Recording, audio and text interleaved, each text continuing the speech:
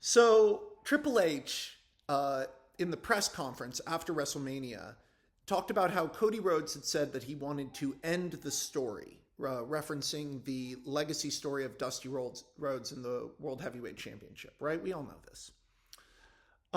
Triple H said in this conference, basically, well, WWE, it's not about the end of the story. It's about the next story, and the story goes on. And he essentially expressed as a storytelling technique the concept of serialized storytelling. The concept of serialized storytelling is that even though there are small climaxes, the story goes on. However, there is almost nothing that operates this way narratively in fiction. Comic books, which are serialized storytelling, usually tell story arcs, contained little chapters within the greater serialized story.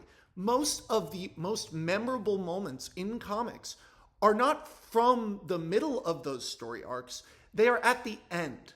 The ends in a serialized story serve as launching points for new, larger serialized stories with the same characters or the same situations. Different things have different levels of serialization, right? Like the Looney Tunes maintain their relationships to each other, but the Looney Tunes, the Merry Melodies cartoons don't evolve like Breaking Bad. So like Triple H expressed that totally fundamental concept as a style, a narrative style. We don't end stories.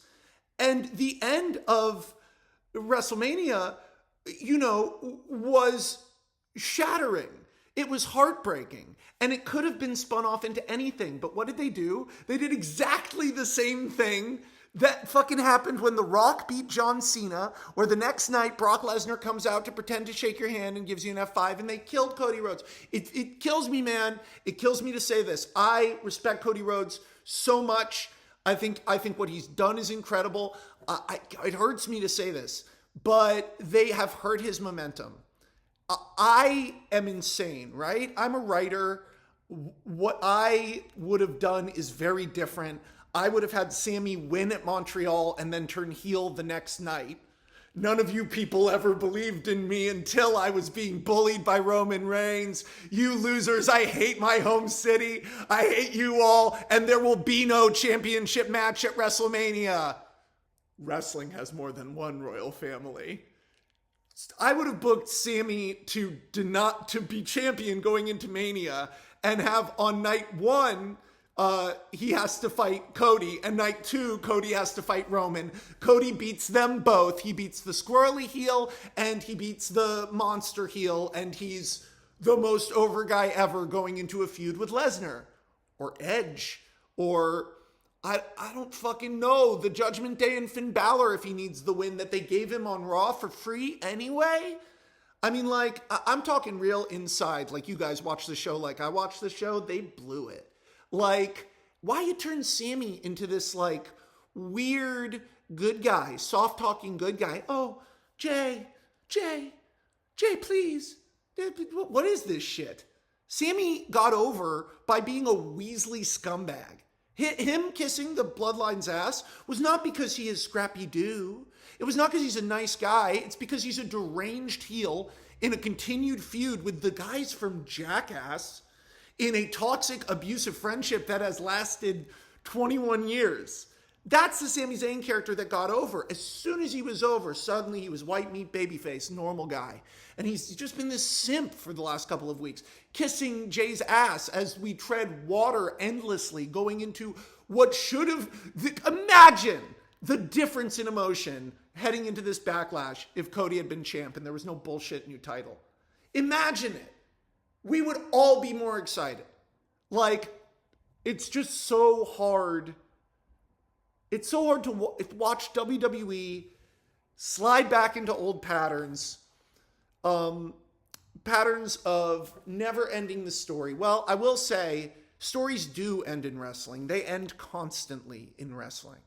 And not just because they're randomly dropped because the writing team is inept from week to week or whatever the hell things are dropped like that for. Where's the Hurt Business, by the way? That makes me so mad about the Hurt Business. Like, oh, that would have been really cool. Let's show like that's going to happen. No, actually, like, what the fuck? But, sorry, I'm distracted. I just, it hurts to watch WWE go back into the pattern of not ending the stories, because most of the most memorable, beloved moments in wrestling are endings. They are definitive endings. They are. If you think of like the biggest moments in wrestling, they are generally at the end of feuds. And we haven't really been getting any of those lately. Not really. In WWE, not big ones. It's just been Roman. You know, we've had to like Otis and the Maximum Male Models is good, but now they're feuding. Gable, they should all join the Maximum Male Models, and Omos should join the Maximum Male Models, and it should become an incredibly dominant heel stable of idiots. That sounds cool, right? That's like a fun idea, that there's like a heel supergroup of like a bunch of goofs, Otis and Omos and Chad Gable, and they pose in the rampway and people take pictures of them like Eminem. I mean, remember Eminem? God, remember, whenever you think of Eminem, you think of that ladder hitting Joey Mercury in the face. Okay, the next video that will be uploaded to this channel is a feature-length performance art piece. Oh, no, that's not actually true. There's one more before that. Okay, bye. Like, and subscribe.